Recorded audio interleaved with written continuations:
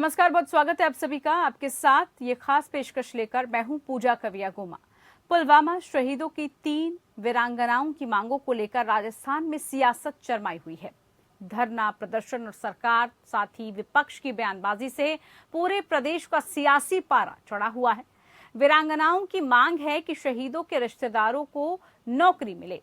2019 के पुलवामा आतंकी हमले में शहीद हुई 3 जवानों की वीरांगनाएं बीते 28 फरवरी से प्रदर्शन कर रही हैं।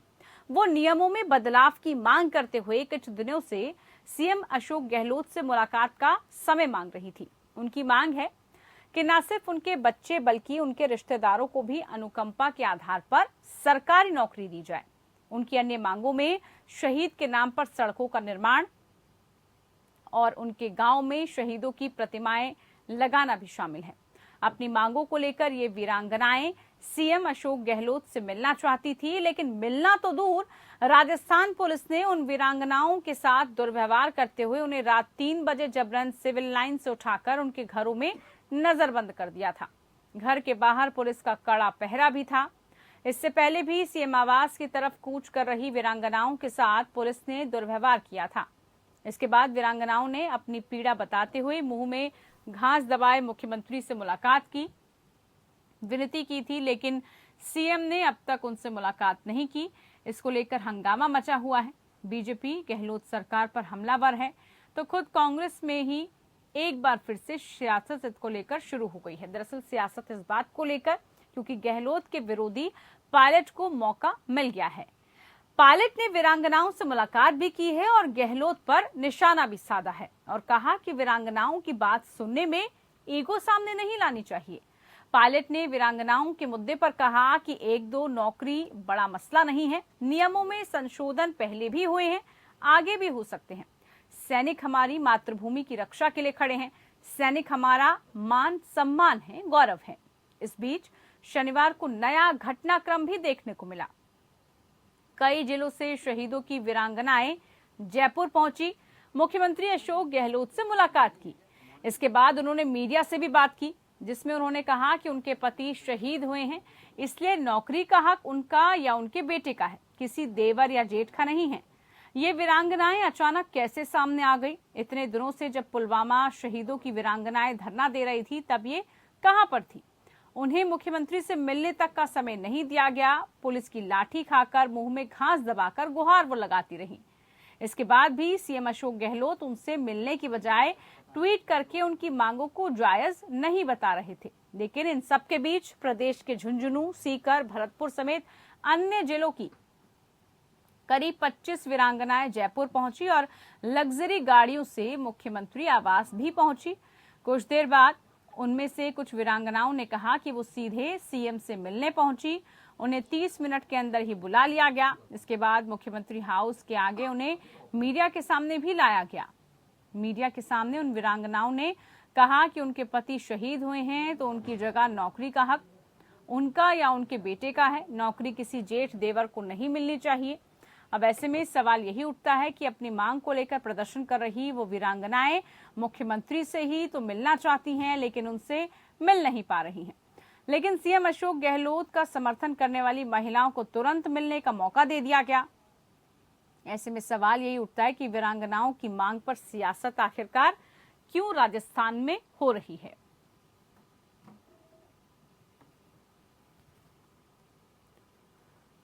तो पूरा मामला आखिरकार ये क्या है वो हमने आपको अभी समझाया कि आखिरकार क्यों इस वक्त राजस्थान सियासत की भूमि बना हुआ है, सियासत का अखाड़ा बना हुआ है, क्यों वहां पर वीरांगनाओं के मुद्दे को लेकर सियासत चल रही है। दरअसल पूरा माजरा हमने आपको बता दिया कि किस तरह से पुलवामा में शहीद हुई सैनिकों की जो पत्नियां हैं, वीरांगनाएं हैं, उनके मुद्दे को लेकर चाहे बीजेपी हो, कांग्रेस हो, आरोप प्रत्यारोप लगा रही है। दोनों ही इस पर सियासत कर रही है। आज इसी को लेकर हम चर्चा करेंगे और साथ ही समझने की कोशिश करेंगे कि आखिरकार क्यों इन पर सियासत हो रही है और मुख्य जो इनकी मांगे हैं, उन मांगों का रास्ता कैसे निकलेगा। मांगे जो भी हों, लेकिन मुख्यमंत्री से मुलाकात क्यों नहीं हो पा रही। खास मेहमान हमारे साथ जुड़ चुके हैं चर्चा में शामिल होने के लिए। मदन प्रजापत जी हमारे साथ बीजेपी की तरफ से जुड़े प्रवक्ता, बहुत स्वागत है कार्यक्रम में आपका। हमारे साथ प्रियदर्शी भटनागर जी कांग्रेस प्रवक्ता जुड़े हैं, बहुत स्वागत है आपका। हमारे साथ retired lieutenant colonel JS Sodhi ji भी जुड़ चुके हैं, आपका भी बहुत स्वागत है। सबसे पहला सवाल प्रियदर्शी भटनागर जी आप ही से, आखिरकार क्या वजह है वीरांगनाओं की मुलाकात मुख्यमंत्री से नहीं हो रही है? हम मांगों पर नहीं अभी जाएंगे कि उनकी मांगे क्या हैं, जायज है नहीं है, क्या वो कहना चाह रही हैं, क्या वो स्पष्ट रूप से कहना चाह रही हैं, लेकिन कम से कम मिलने का समय, बातचीत का समय, उनकी मांगों को सुनने का समय, उनके दुख को, उनके दर्द को सुनने का समय तो मुख्यमंत्री साहब को देना चाहिए। क्या वजह है कि अभी तक मुलाकात नहीं हो पाई? देखिए, राजस्थान के अंदर कानून का राज है। कोई भी व्यक्ति कानून से बड़ा नहीं है। आज एक तरफ जो 3 वीरांगनाओं की बात है, वो उनको भ्रमित करके किरोड़ी लाल जी मीणा ने और भारतीय जनता पार्टी ने सरकार के खिलाफ और जनता के खिलाफ एक माहौल तैयार किया गया है। वास्तविकता में वो मिलना चाहती नहीं है। अगर वो मिलना चाहती तो वो धरना डालती नहीं। क्या उन्होंने ये बोला कि हमने मिलने का प्रयास करा था धरने से पहले? उन्होंने सीधे धरना डाल दिया और प्रदर्शन कर दिया, क्योंकि मिलना उनका कोई उद्देश्य नहीं है। उनका उद्देश्य है कि राजनीति करना। आप देख लीजिए, मैं पूरा देश जानता है कि जिस तरीके की डिमांड प्रियदर्शी साहब वो वीरांगनाएं हैं, वो कोई ऐसी आंदोलनकारी नहीं है। मैं आपकी बात कैसे कंप्लीट होने दूं? आप बात क्या कह रहे हैं सर? वो वीरांगनाएं हैं, वो शहीदों की शहादत जिन्होंने दी है देश के लिए, उनकी पत्नियां हैं। वो कोई ऐसी प्रदर्शन नहीं कर रही, कोई राजनीतिक प्रदर्शन नहीं है उनका। नहीं तो राजस्थान सरकार भी तो यही कह रही है कि शहीदों पे राजनीति नहीं करनी चाहिए।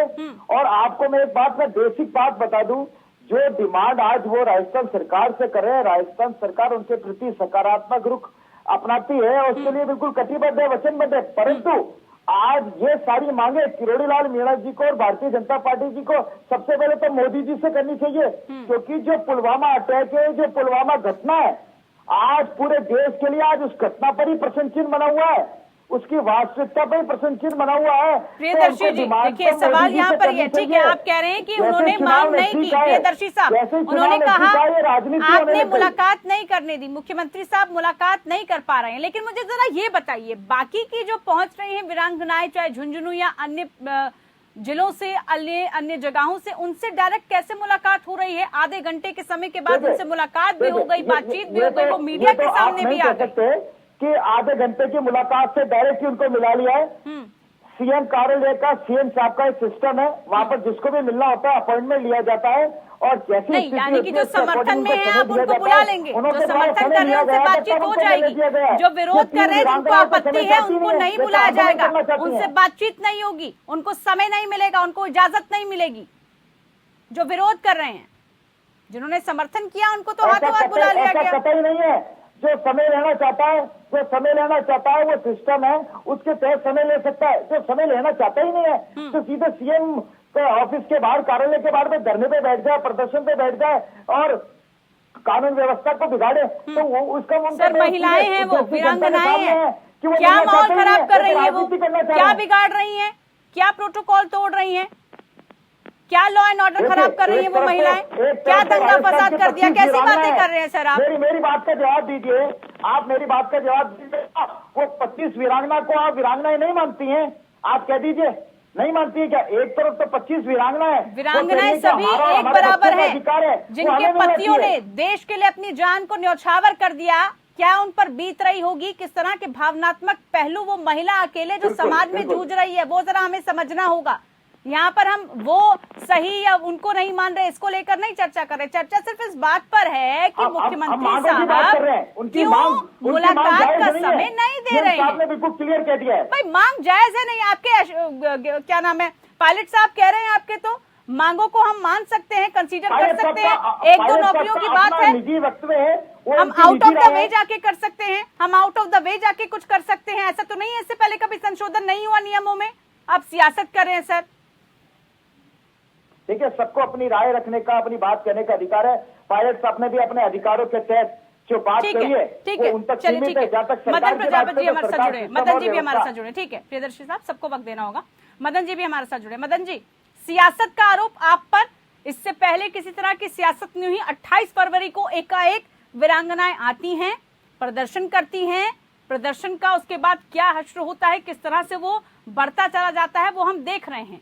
आरोप बीजेपी पर कि बीजेपी सियासी कार्ड उस पर खेल रही है। मुद्दा और कोई नहीं मिला, इसलिए इस मुद्दे को भुनाने की कोशिश प्रदेश में। देखिए पूजा जी, आरोप लगाना बहुत आसान है, कार्य करना उतना ही मुश्किल है। आपने अभी मेरे मित्र से सवाल पूछा, ये सवाल नहीं दे पाए और इधर उधर कहानी घुमाने लग गए। ये जो 3 वीरांगनाएं हैं, पुलवामा में शहीद हुए इनके पति हैं, देश के सर्वोच्च बलिदान माना जाता है, अपने प्राण निछावर करते हैं इस देश के लिए, इस देश की जनता के लिए। उनकी पत्नियों को या उनके परिवार को पे इस तरीके से डंडे खाने पड़े, बाल पकड़ के खींचा जाए, घर में नजरबंद कर दिया जाए, ऐसी सरकार के लिए क्या बोलेंगे। और आपने शायद प्रियदर्शी जी के एक जवाब का उसमें ध्यान नहीं दिया। इनका देखिए, ये बीच में बोलेंगे, इनके ध्यान नहीं दिया। इन्होंने एक बहुत संसदीय मानो या कुछ भी मानो ऐसा बयान दिया है कि पुलवामा अटैक के ऊपर ही प्रश्नीय चिन्ह लगा हुआ है। तो ये क्या पुलवामा में जो शहीद हुए उनको शहीद मानते ही नहीं है? अभी अभी इनके प्रवक्ता ने बोली है ये बात कि पुलवामा अटैक के ऊपर ही प्रश्नीय चिन्ह है, इसका मतलब नहीं मिलेंगे। अब वो पुलवामा में शहीद नहीं हुए थे 25 वीरांगनाओं के पति, तो इसलिए उनसे मिल लिया गया शहीदों से, और ये पुलवामा में शहीद हुए थे इसलिए नहीं मिला गया, क्या ये कहना चाहते हैं? दूसरी चीज देखिए, राजस्थान के मुख्यमंत्री राजस्थान के मुखिया है। राजस्थान के मुखिया होने के कारण राजस्थान की जनता सुनना और मिलना तो उनका दायित्व बनता है, उनके राज धर्म के अंदर आता है। जब वो जनता तो छोड़िए, अब इस देश पे जो सर्वोच्च बलिदान निछावर करने वाले परिवारों से नहीं मिलना चाहते हैं, और राजनीति, कभी मेरे मित्र कहते राजनीति नहीं होना चाहिए, बिल्कुल राजनीति नहीं होना चाहिए पूजा जी। शहीदों पे तो राजनीति इस देश ने की नहीं है और होनी भी नहीं चाहिए। तो ये है ना कि आप कर रहे हैं राजनीति, इससे पहले आपको याद नहीं है इस मुद्दे की। चुनाव नजदीक है प्रदेश में, इसीलिए आपको मुद्दा याद आ रहा है। देखिए पूजा जी, आपके नेता जेल तक जाने को तैयार है, प्रदर्शन कर रहे हैं, धरना दे रहे हैं। आप सुनिए, मैं जवाब दूंगा पूजा जी आपको। मैं ये कह रहा हूँ, जब वीरांगनाएं मुख्यमंत्री जी से मिलने का समय मांगा, समय नहीं दिया गया। जब वीरांगनाएं मिलने के लिए आई गई तो उनको स्टाफ ने धुतकार के भगा दिया। उसके बाद में हम विपक्षी पार्टी होने के नाते और हमारे राज्यसभा के सांसद किरोड़ी लाल जी उनको लेके मुख्यमंत्री आवास तक जाने लगे तो उनको रोक दिया गया। इसमें राजनीति भारतीय जनता पार्टी के सिर्फ एक ही व्यक्ति थे, ना कानून व्यवस्था थी, ना लोग थे, 3 वीरांगनाएं और राज्यसभा सांसद किरोड़ी लाल मीणा जी थे।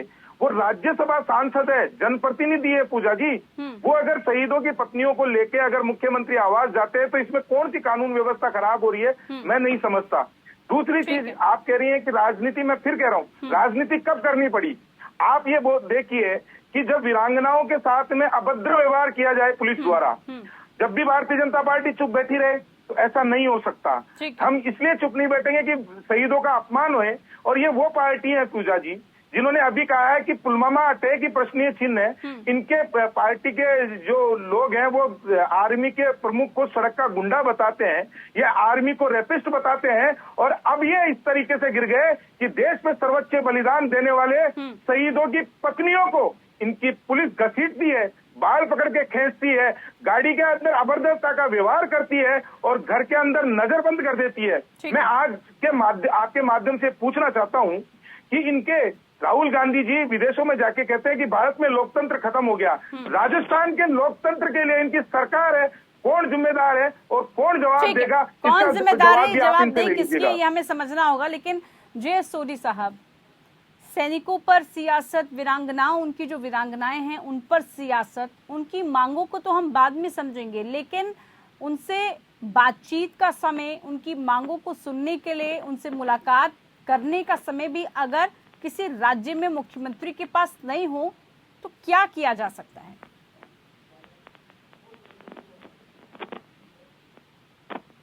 के साथ हूं, भारतीय सशस्त्र बल या पैरामिलिट्री फोर्सेस या शहीद या वीरांगनाएं, इनके ऊपर बिल्कुल सियासत या राजनीति नहीं होनी चाहिए।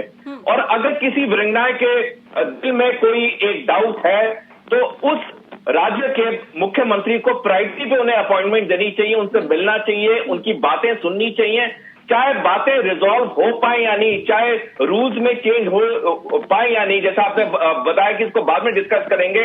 लेकिन इस वक्त जो हम डिस्कस कर रहे हैं वो ये नहीं कि वो उनकी मांगे सही है, यानी इस वक्त ये है कि वीरांगनाएं के अगर दिल में कोई आशंका है तो उस राज्य के मुख्यमंत्री को या गृह मंत्री को प्राइवेसी पे उनके साथ एक मीटिंग करनी चाहिए, उनकी बातें सुननी चाहिए, क्योंकि जब तक बातचीत नहीं होगी आमने सामने, जो आशंकाएं वो बड़ी से बड़ी होती रहती हैं और वो दिक्कत पैदा करती रहती हैं। तो मेरी राय में अब जो भी हमारी वीरांगनाएं हैं, जिनके पतियों ने, जिनके फैमिली मेंबर्स ने देश के लिए कुर्बानी दी है, हर राज्य की सरकार को थोड़ा सा सेंसिटिव होना चाहिए जब उनके साथ डील किया जाता है। तो बिल्कुल जी सोढ़ी जी, देखिए 2019 के बाद से और अब तक वो अगर ये मांग कर रही हैं, इतना समय गुजर गया पुलवामा को, और अब अगर वो ये कह रही हैं कि अलग चाहे उनकी मांग हो, ज्यादा उनकी अगर ये भी मांग है उनकी कि भाई सड़कों का जो नाम है वो उनकी शहादत पर दिया जाना चाहिए, या फिर उनकी जो प्रतिमा है उसका वहां पर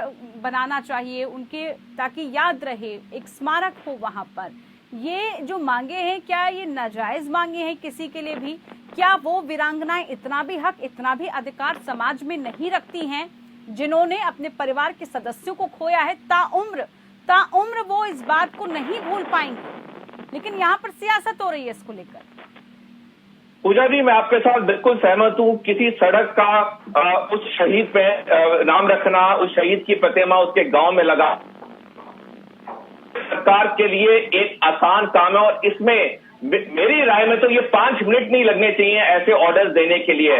हम आए गए दिन देखते हैं कि सड़कों के नाम नए रखे जाते हैं, बदले जाते हैं, प्रतिमाएं यहाँ वहां इंस्टॉल होती हैं। तो जिन शहीदों ने भारत के लिए अपनी जान की कुर्बानी दी है, हमें बढ़ चढ़ के उनकी जो यादगार है उसके एज अ रिस्पेक्ट हमें नॉट ओनली रोड या स्टैच्यूज, लेकिन हमें गवर्नमेंट स्कूल्स भी उनके नाम पर रखने चाहिए, क्योंकि यही योद्धाएं हैं, यही शहीद हैं जिनकी वजह से आज हम अपने घरों में एसी में आराम से सो पा रहे हैं। बिल्कुल बिल्कुल। और उसके बावजूद भी अगर इन पर सियासत हो रही है इनकी मांगों को लेकर, और इस तरह का अगर व्यवहार उनके साथ किया जा रहा है, तो ये सोचने का विषय। चर्चा करेंगे इसको लेकर कि आखिरकार मांगों के अलावा आखिरकार क्यों कांग्रेस और बीजेपी वीरांगनाओं के इस मुद्दे को भुनाने की पुरजोर कोशिश। बात राजस्थान की, जहां पर पुलवामा में शहीद हुई वीरांगनाओं की मांगों को लेकर अब क्यों प्रदेश की सियासत गरमाई हुई है, आखिरकार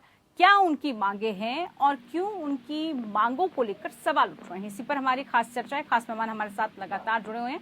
प्रियदर्शी साहब, चर्चा हम इसको लेकर कर रहे थे कि भाई मुलाकात का वक्त तो दे दीजिए, मुलाकात क्यों नहीं हो रही है, एक बार बातचीत हो जाए, उसके बाद मांग क्या है, किस तरह से संशोधन हो सकता है, नहीं हो सकता, आउट ऑफ द वे जाके किया जा सकता है, नहीं किया जा सकता, वो अलग पहलू है।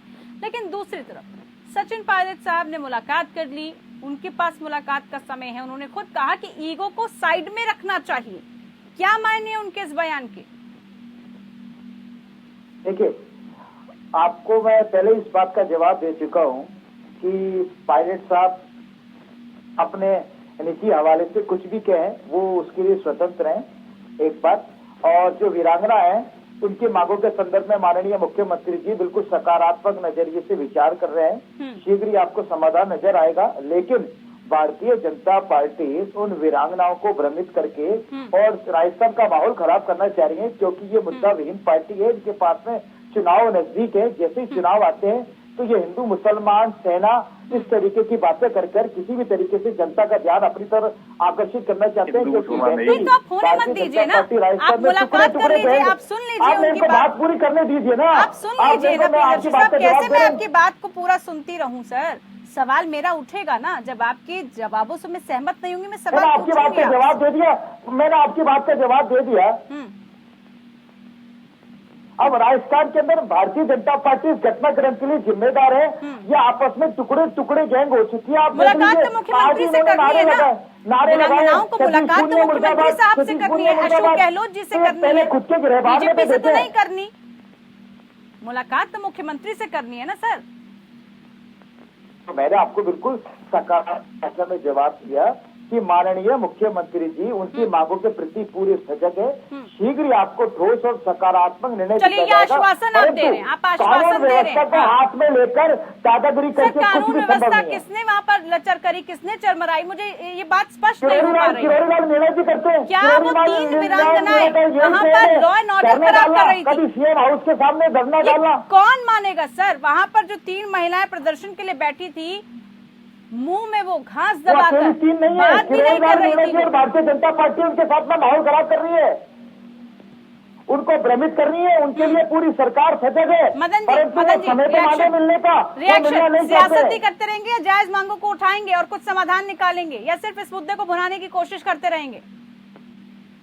जी देखिए, प्रियदर्शी जी को शायद या तो पता ज्ञान नहीं है या ये पूरी अरे मेरे को तो पूरा ज्ञान है। आप बार बार आप कोई विशेष ज्ञान लेके आते हो क्या? आप कोई विशेष ज्ञान लेके आते हो, झूठ बोलने की ट्रेनिंग लेके आते हो? बात करने दीजिए, बात करने दीजिए, बोलिए। मैं कर लूं, अगर ये डिबेट खराब नहीं करना, जवाब होते नहीं इनके पास में, डिबेट खराब करते हैं। पायलट साहब का सर जल्दी, इन्होंने कहा पायलट साहब का निजी बयान हो सकता है। मैं प्रियदर्शी जी से पूछता हूं कि जब 3 मंत्री भेजे गए थे वीरांगनाओं से मिलने के लिए, उसमें प्रताप सिंह खाचरियावास जी ने वहां बैठ के ये बोला था कि ये कोई ऐसी मांगे है ही नहीं जो नहीं मानने लायक हो, ये मांगे हम 2 मिनट में मान लेंगे, मान सकते हैं। वो तो मुख्यमंत्री जी के दूत बन के गए थे ना वहां पे।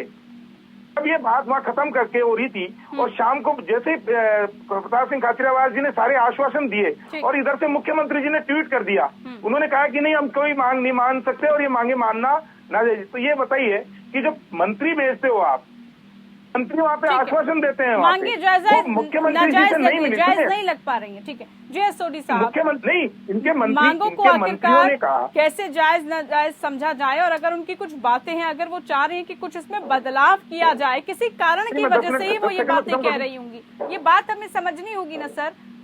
सियासत जो इसको लेकर हो रही है, ये कह रहा हूँ पूजा जी, जो वीरांगना है उनकी जो 3 मुख्य मांगे हैं, पहला है कि नौकरी उनके दूसरे ब्रदर इन लॉ को दी जाए, दूसरा है सड़कों पे नाम रखना शहीदों के ऊपर, और तीसरा प्रतिमा बनाना शहीदों की। इनमें से तीन में से जो 2 मांगे हैं, सड़कों के नाम और प्रतिमा बनाना, मैं इनके साथ पूरी तरह सहमत हूं। ये मांगे कोई भी राज्य सरकार 5-10 मिनट में अपना एग्जीक्यूटिव ऑर्डर निकाल के कर सकती है। लेकिन जो तीसरी मांग है वीरांगनाओं की कि उनके ये जो नौकरियां मिलनी चाहिए, उनके ब्रदर इन लॉ को मिलनी चाहिए, इससे मैं थोड़ा सा असहमत हूं। क्योंकि मैंने देखा कि जब कारगिल युद्ध हुआ था तब भारतीय सेना के जो रूल्स थे वो थे कि सिर्फ नेक्स्ट ऑफ ये कंपनसेशन पैसा है वो मिलेगा। तो जो भी वीरांगनाओं को पैसा मिला उसकी वजह से भारतीय सेना ने देखा जो उस शहीद के वृद्ध माँ बाप थे उनको एक भी रुपया नहीं मिला और वो सड़कों के ऊपर आ गए। फिर भारतीय सेना ने एक रूल चेंज किया और कहा कि जो पैसा मिलेगा किसी शहीद के वीर गति पे, वो आधा पैसा वीरांगनाओं को, आधा पैसा उस शहीद के माँ बाप को मिलेगा। तो अगर मैं वही रूल को समझूं इस कंटेक्स्ट में, तो अगर कोई भी वीरांगनाएं कहती हैं कि हमें नौकरी हमारे ब्रदर इन लॉ को मिलनी चाहिए, तो ये इसमें कल थोड़ी मुश्किल आ सकती है। और इस चीज में मैं राजस्थान सरकार के साथ सहमत हूं, क्योंकि जो नौकरी होती है शहीद के बाद, वो या तो उसकी वीरांगनाएं या फिर उसके बच्चों को मिलनी चाहिए, जो कि रूल है ऑल ओवर इंडिया। लेकिन अगर हम इस रूल को चेंज करते हैं, ये आने वाले वक्त में बहुत मुसीबत करेगा। और ये चीज भारतीय सेना देख चुकी है, जो कि मैंने आपको एग्जांपल दिया। तो इस रूल के साथ मेरा पर्सनल ओपिनियन है कि ये जो एग्जिस्टिंग रूल है, ये एग्जिस्टिंग रूल रहना चाहिए। लेकिन जो दूसरे 2 मांगे हैं, वो प्रतिमा बनाना और सड़कों के नाम, ये फौरन राजस्थान सरकार को मान लेनी चाहिए। बिल्कुल, लेकिन मांगेंगे तो जब ही ना, जब मुलाकात का समय देंगे, जब आप उनको सुनेंगे कि भाई अगर वो ये मांग कर रही हैं तो उसके पीछे का कारण क्या है, वो क्या चाहती है, क्यों वो इस सवाल उठा रही हैं। हो सकता है उनके बच्चे उस लायक नहीं है कि वो नौकरी कर पाएं, हो सकता है वो खुद सक्षम नहीं है कि वो नौकरी ले पाएं, इसीलिए शायद जिन पर वो भरोसा करती हैं या कुछ साल बाद उनको कोई दिक्कत ना आए, शायद इस वजह से वो ये मांग ना करी हो। लेकिन यहाँ पर सवाल ये था कि आप उनसे मुलाकात तो कीजिए, समझने की कोशिश तो कीजिए। बहुत शुक्रिया खास मेहमानों का, आप हमारे साथ चर्चा में जुड़े। तो अब इस मांगों को लेकर सियासत तो लगातार राजस्थान में हो रही है, समाधान क्या निकलेगा वो आने वाले वक्त में जरूर देखना होगा। फिलहाल के लिए खास पेशकश में इतना ही, बने रहिए हमारे साथ। नमस्कार।